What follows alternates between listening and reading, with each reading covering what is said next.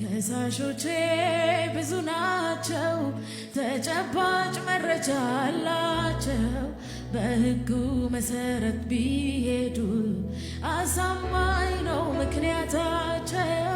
በየትኛው ቅድስናዬ ልጋፈጥ ልቆም ለራሴ?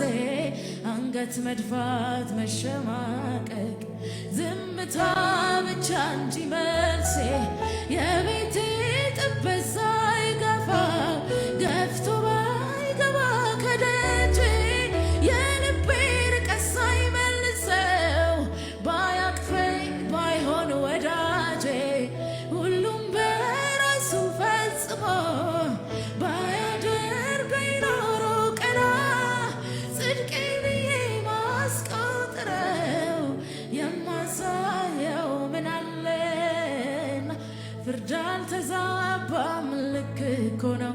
ተከድኖ ሳይሆን ተከፍሎ ነው። በከንቱ አይደለም አምልኮዬ ኢየሱስ ሆኖኝ ነው ይቅርታዬ።